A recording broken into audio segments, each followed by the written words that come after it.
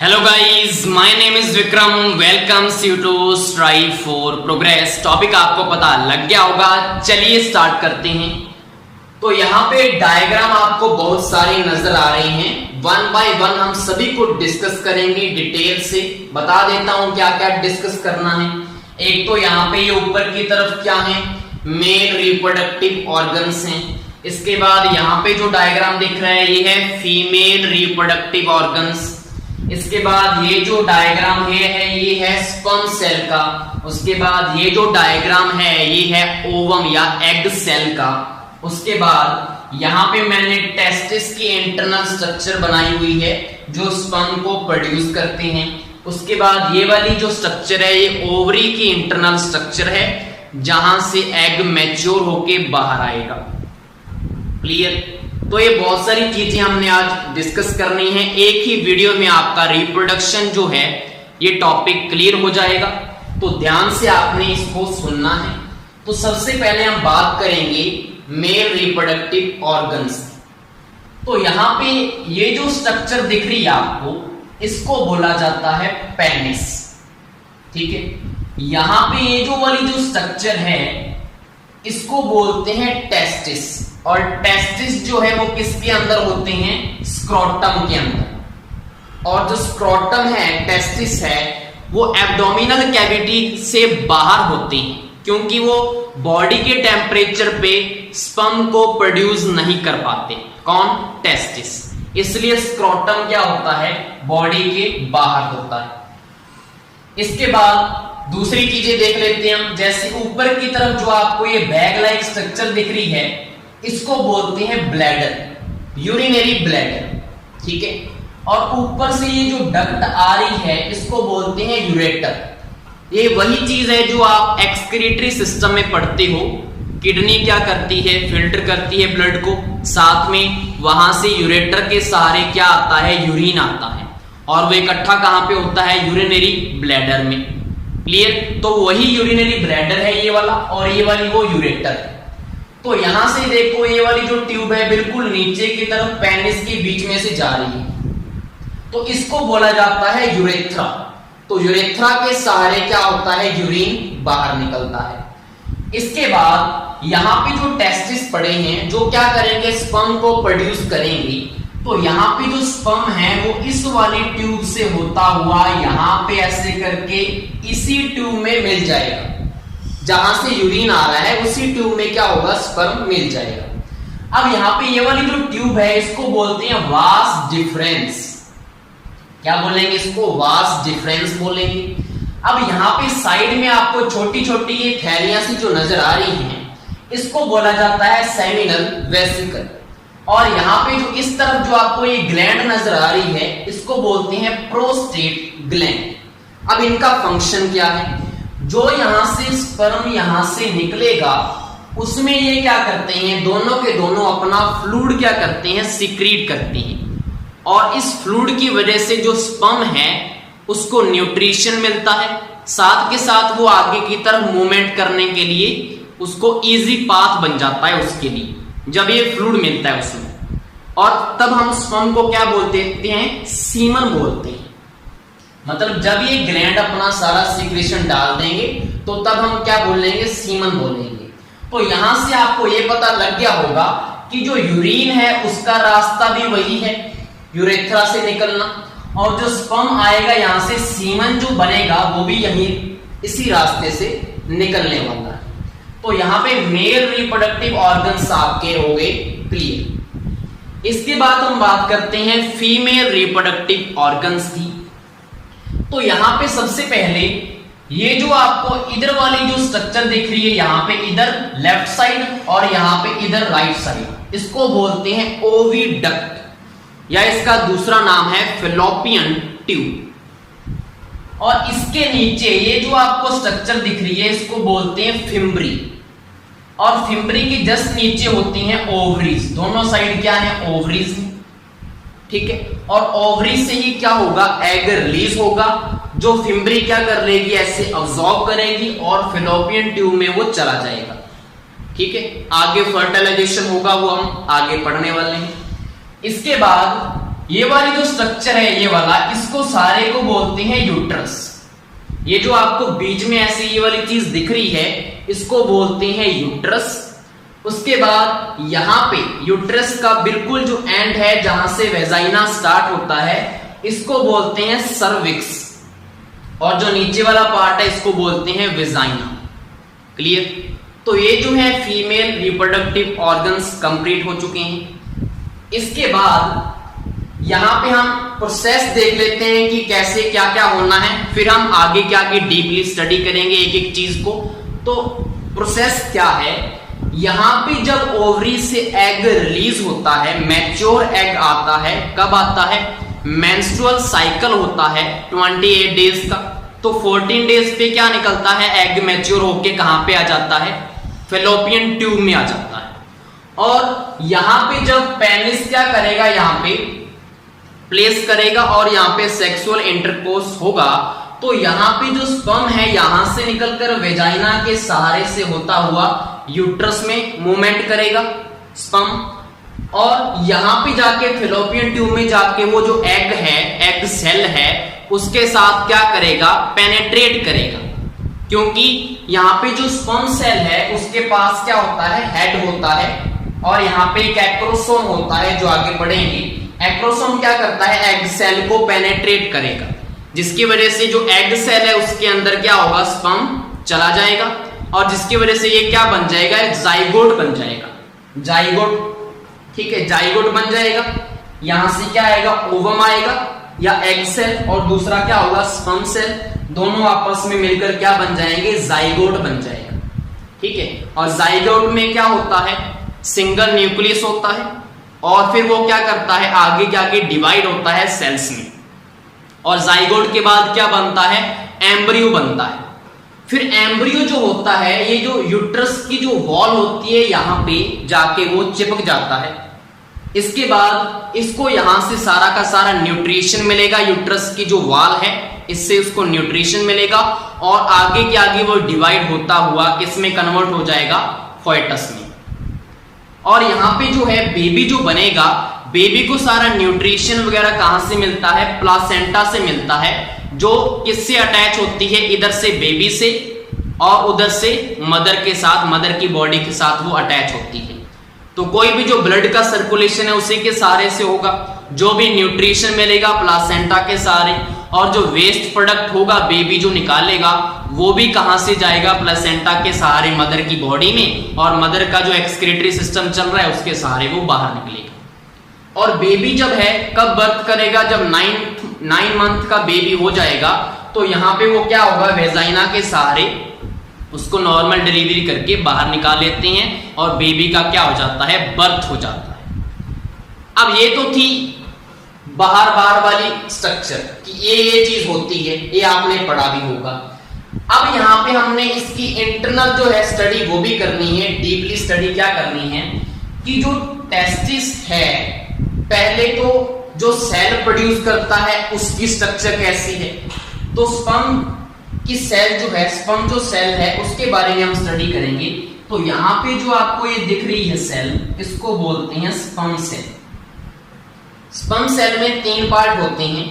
एक तो यहां पे होता है हेड, उसके बाद यहां पे होता है मिडल पीस, उसके बाद जो एंड में होता है इसको बोलते हैं टेल। क्लियर? जो ये टेल है, टेल में बना होता है प्लाज्मा मेम्ब्रेन। टेल में क्या बना होता है? प्लाज्मा मेम्ब्रेन बना होता है। जो मिडल पीस है, मिडल पीस में यहां पे होता है माइटोकॉन्ड्रिया। और यहां पे अगर हेड की बात करें तो हेड में एक तो होता है न्यूक्लियस, जो आपको ये नजर आ रहा है। न्यूक्लियस के जस्ट आगे यहां पे होता है एक्रोसोम, और यहां पे बिल्कुल इसके पीछे होता है सेंट्रियोल। अब इनके क्या क्या फंक्शन है? देखो, अगर हम एक्रोसोम की बात करें तो एक्रोसोम का काम क्या है? इसमें बहुत सारे एंजाइम्स होते हैं, और इन एंजाइम्स की हेल्प से जो एग की जो वॉल है उसको वो पेनेट्रेट कर सकता है, उसको ब्रेक कर सकता है ताकि स्पर्म उसमें एंटर कर जाए। तो एक्रोसोम का काम तो ये हो गया। इसके बाद सेल है तो उसका न्यूक्लियस तो हो गई। इसके बाद हम बात करेंगे सेंट्रियोल की। तो सेंट्रियोल क्या करता है? ये जो पीछे की तरफ जो टेल है ये टेल की मूवमेंट को कंट्रोल करता है कि किधर से किधर कैसे जाना है, तो ये सेंट्रियोल कंट्रोल करेगा और दो होते हैं सेंट्रियोल यहां। इसके बाद माइटोकॉन्ड्रिया, आपको पता ही है माइटोकॉन्ड्रिया में क्या बनती है, एनर्जी बनती है, तो एनर्जी का सप्लाई कहां से होगा, माइटोकॉन्ड्रिया से। उसके बाद यहां पे जो टेल है, टेल की वजह से क्या होता है, मूव करता है स्पर्म आगे की आगे। तो ये तो हो गया स्पर्म सेल की स्ट्रक्चर। इसके बाद हम देख लेते हैं कि यहां से जो एग निकला था उसकी स्ट्रक्चर कैसी है। तो यहां पे आपको दिख रही है ओवम या एग सेल। तो यहां पे ये जो दिख रहा है इसको बोलेंगे हम न्यूक्लियस। अब यहां पे जो अंदर की तरफ जो भरा हुआ है लिक्विड, जो फ्लूइड भरा हुआ है, इसको बोलते हैं साइटोप्लाज्म। सुना हुआ है आपने, पढ़ा हुआ है। इसके बाद साइटोप्लाज्म के जस्ट बाद यहां पे एक क्या होती है, थिन लेयर होती है जिसको बोलते हैं जोना प्लूसिडा। क्या बोलेंगे इसको, जोना प्लूसिडा। अब जोना प्लूसिडा का काम क्या होगा, जोना प्लूसिडा का काम ये है कि जब यहां पे क्या होगा, एग वहां पे पड़ा हुआ है, यहां से क्या जा रहे हैं, स्पर्म यहां पे जा रहे हैं। तो एक स्पर्म तो जाएगा नहीं, बहुत सारे स्पर्म जा सकते हैं, तो वहां पे पॉलीस्पर्मी हो सकती है। पॉलीस्पर्मी का मतलब ये है कि अगर एग को 4 से 5 स्पर्म क्या करें, पेनेट्रेट कर जाएं, तो वहां पे दिक्कत हो सकती है। तो उन पॉलीस्पर्मी को कौन प्रिवेंट करेगा, जोना प्लूसिडा। यही क्या करता है, प्रिवेंट करता है कि वहां पे पॉलीस्पर्मी क्या ना हो, टेक प्लेस ना करे। ठीक है, एक सिंगल जो स्पर्म सेल है वही क्या करे, उसके साथ पेनेट्रेट करे एग के साथ। तो यहां पे ये इसका फंक्शन। उसके बाद यहां पे आपको ये जो बाहर की तरफ ये स्ट्रक्चर नजर आ रही है, इसको बोलते हैं कोरोना रेडिएटा। कोरोना रेडिएटा इसका नाम है। और इसके अंदर जो स्ट्रक्चर नजर आ रही है उसको बोलते हैं फॉलिकल सेल्स। यहाँ पे जो आपको ये सर्कुलर टाइप का नजर आ रहा है इसको फॉलिकल सेल्स बोल देंगे, इसी के अंदर होते हैं। तो ये थी हमारे यहाँ पे एग की स्ट्रक्चर। अब हम आगे डिस्कस करेंगे कि जो टेस्टिस है वो स्पर्म कैसे बनाता है, कौन कौन से पार्ट होते हैं इसमें। तो उसकी इंटरनल स्ट्रक्चर आपको नीचे नजर आ रही है टेस्टिस।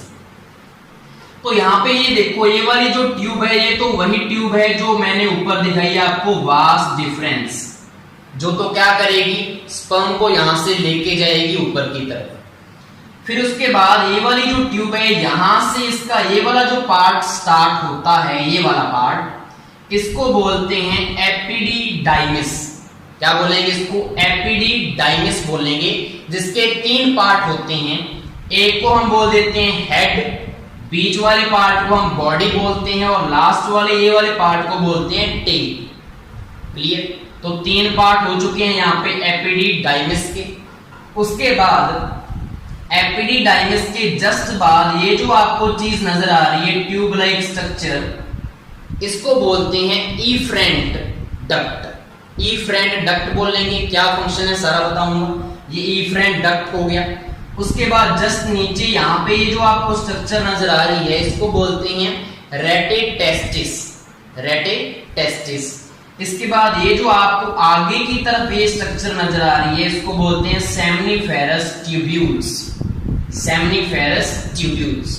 उसके बाद जो बाहर की तरफ ये कवरिंग है इसको बोलते हैं ट्यूनिका वेजिनेलिस। ट्यूनिका वेजिनेलिस बोलते हैं। और इसके अंदर एक फ्लूइड सा भरा होता है जिसको बोलते हैं कैप्सूल। अब इनके सारों के फंक्शन देख लूं। सबसे पहले तो स्पर्म का निर्माण कौन करेगा, कौन इसका प्रोडक्शन करता है, तो वो कौन करता है, सेमनीफेरस ट्यूब्यूल्स। जो आपको ये स्ट्रक्चर नजर आ रही है, ये वाली, ये वाली, ये वाली और ये वाली, बहुत सारी स्ट्रक्चर्स होती हैं सेमनीफेरस ट्यूब्यूल्स। यही क्या करेंगी, स्पर्म की प्रोडक्शन करेंगी, स्पर्म को स्टोर करेंगी, स्पर्म को मेंटेन करेंगी। तो सारा काम किसका है, इन्हीं का है।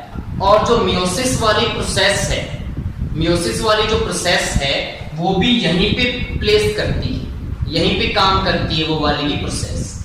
इसके बाद यहाँ पे जो स्पर्म प्रोड्यूस हो चुका है, तो कैप्सूल का काम क्या होता है, कैप्सूल क्या करेगा, यहाँ पे एक प्रकार का पंपिंग एक्शन करेगा।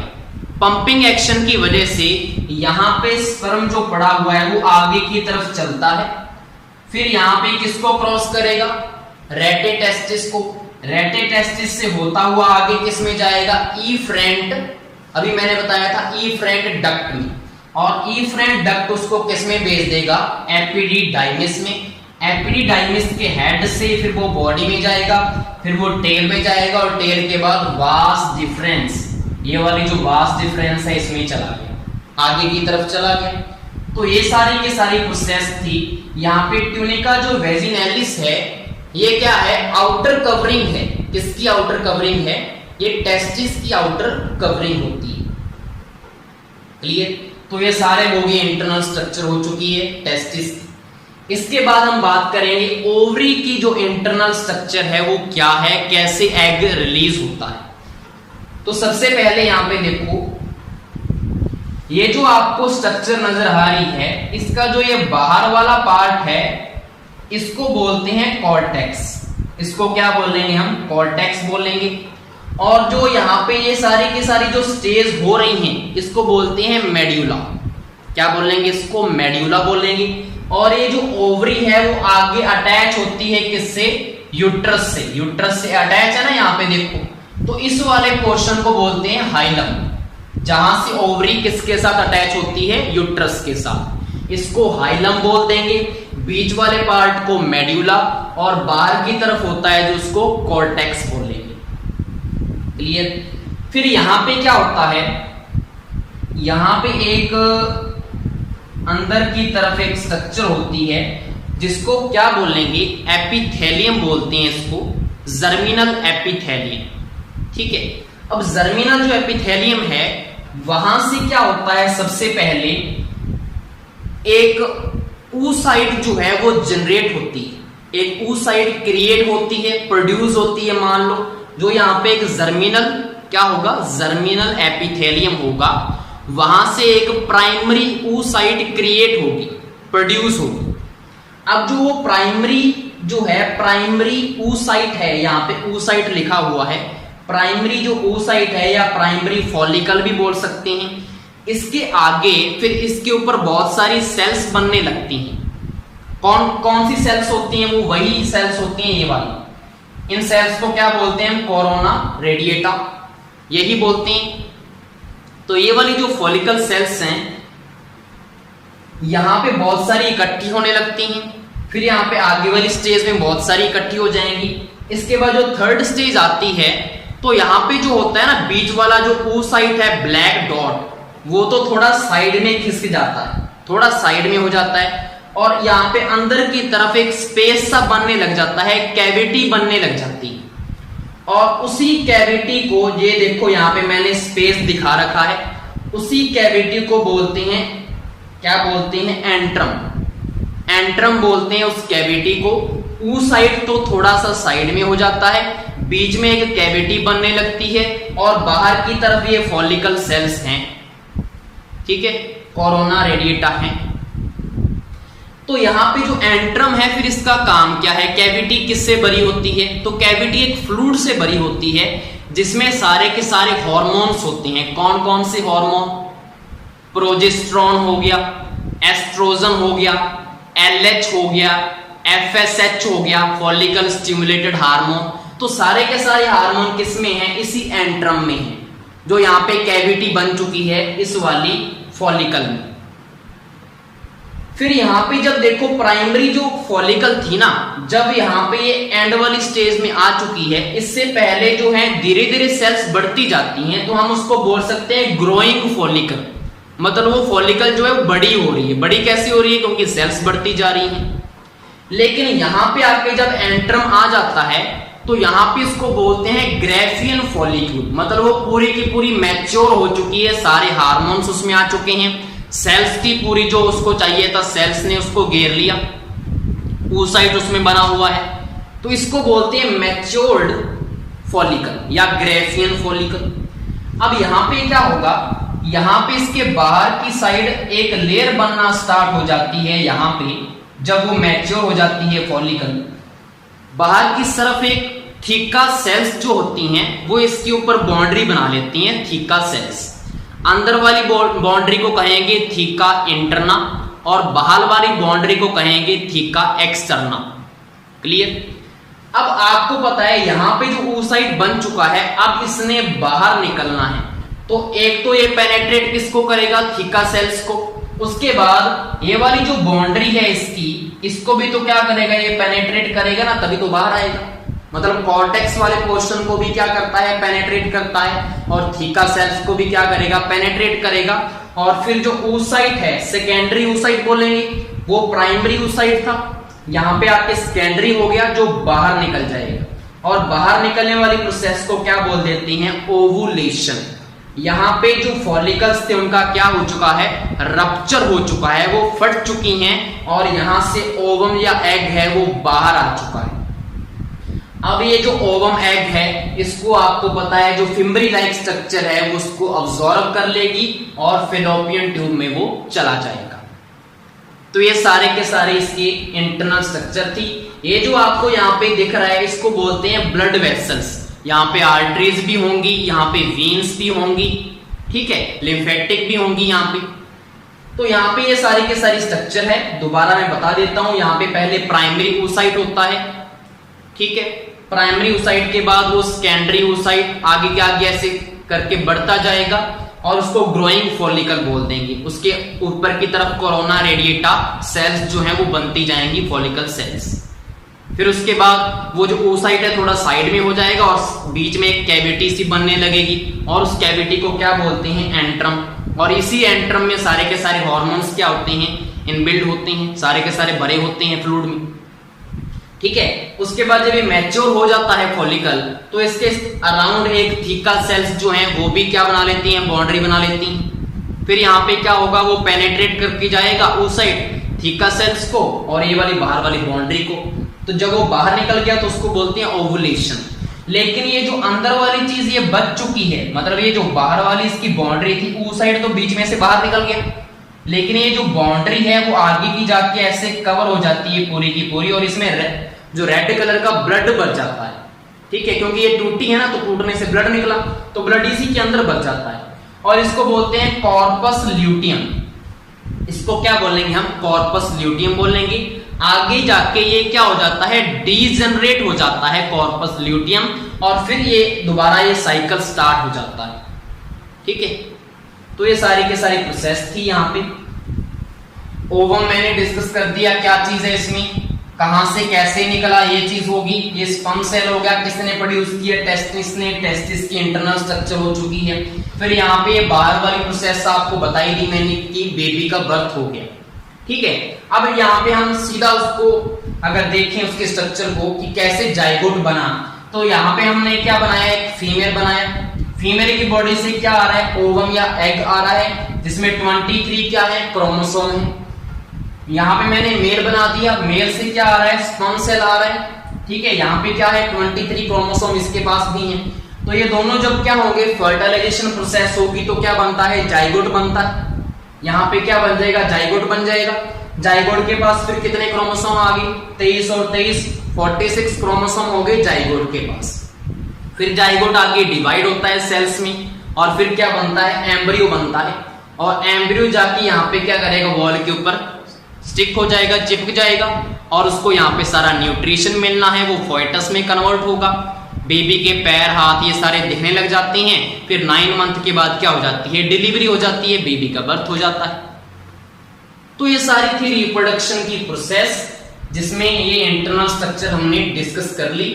अब इसमें होता क्या है, ये जो सारी चीजें हैं कि स्पर्म कब बनना स्टार्ट होगा, एक हॉर्मोन्स कब क्या करते हैं, तो यहाँ पे एक एज होती है सभी की, जब हम अडोलेसेंस एज में आ जाते हैं, किशोरावस्था में आ जाते हैं, तो हमारे अंदर कुछ ना कुछ चेंज होने लग जाते हैं, और उस एज को हम पुबर्टी एज भी बोल सकते हैं, ठीक है। चेंज कौन कौन से होते हैं, कुछ तो कॉमन चेंज होते हैं, जैसे कि कॉमन चेंज क्या होंगे मेल और फीमेल में, कि जो उनकी आर्म्स हैं, जो उनकी लेग्स हैं, उनके ऊपर क्या आने लग जाएंगे, हेयर आने लग जाएंगे। उसके बाद जो जेनिटल एरिया है वहां पे हेयर आने लग जाएंगे।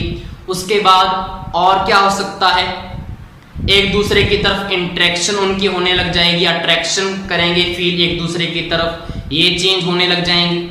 अब अगर सिर्फ फीमेल में बात करें कि कौन कौन से चेंज होंगे, तो जो ब्रेस्ट का साइज है वो इंक्रीज करने लगेगा, उनकी जो वॉइस है वो क्या हो जाएगी, हल्की होने लग जाएगी, जो उनकी थाइज हैं, थाइज उनकी क्या हो जाएगी, मोटी होने लगेंगी।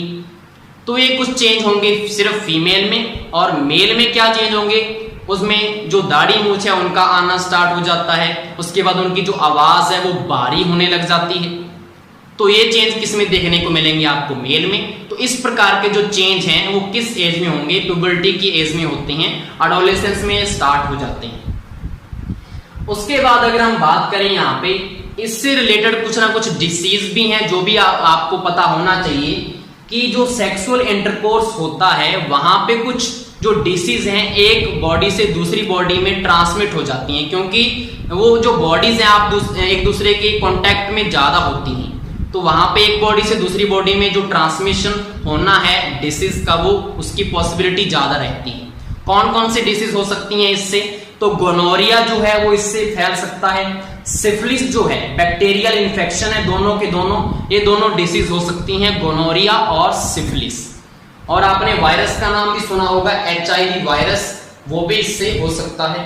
तो उसकी सेफ्टी के लिए भी गवर्नमेंट ने कुछ ना कुछ चीज आपको बताया हुआ है NCERT की बुक्स में कि यहाँ पे अगर हमने पॉपुलेशन है उसको भी अगर कम करना है तो बहुत सारी यहाँ पे सेफ्टी प्रोसेस भी बताई हुई हैं, जिसमें एक तो क्या होता है, कॉन्डोम होता है, जो जनरली सभी ने उसको सुना होगा ये चीज के बारे में। कॉन्डोम जो है वो पेनिस के ऊपर यहाँ पे क्या हो जाता है, इसको कवर कर लेता है, जिससे जो स्पर्म है वो डायरेक्ट इसमें नहीं जाता, वो इसमें नहीं जा पाता। किसमें नहीं चला जाएगा, वेजिना के सारे किसमें नहीं जाएगा, वो यूरेटस में नहीं जाएगा, यूट्रस में नहीं चला जाएगा, क्योंकि ऊपर उसकी क्या है, कवरिंग है। ठीक है, तो यहाँ पे ये जो कॉन्डम है वो उसका यूज कौन कर सकता है, वेजाइना के अंदर भी उसका यूज हो सकता है। ठीक है, तो दोनों में से कोई भी क्या कर सकते हैं, उसका यूज कर सकते हैं। उसके बाद यहाँ पे क्या होता है, कॉपर टी आती है। कॉपर टी क्या होती है, यहाँ पे यूट्रस के अंदर ऐसे कॉपर टी लगा दी जाती है, यहाँ पे ऐसे करके वो ब्लॉक कर लेती है किसको, ओविडक्ट को, इधर से भी और इधर से भी, जिसकी वजह से क्या होगा, यहाँ पे जो एग मैच्योर होगा, जो यहाँ पे आएगा तो यहाँ पे पड़ा रहेगा, और जो स्पर्म ने आगे जाना था वो आगे उससे मिल भी नहीं पाएगा। अब दोनों मिलेंगे नहीं तो फर्टिलाइजेशन कैसे होगा, और फर्टिलाइजेशन नहीं होगा तो जाइगोट नहीं बनेगा, और जाइगोट नहीं बना तो एम्ब्रियो नहीं बनेगा, और एम्ब्रियो नहीं बना तो फोएटस भी नहीं बनेगा, फोएटस नहीं है तो बेबी का बर्थ कैसे होगा। तो कॉपर टी का यूज कर सकते हैं यहाँ पे। उसके बाद और यहाँ पे क्या क्या मेथड्स हैं, सर्जिकल जो है मेथड वो भी यहाँ पे कुछ लोग करवाते हैं। कैसे कि जो अगर हम ओविडक्ट को क्या करवा दें, सर्जिकल मेथड से यहाँ पे ब्लॉक करवा दें, तो जो मैच्योर एग है वो आगे आएगा ही नहीं, दोनों का कॉन्टैक्ट आपस में नहीं होगा।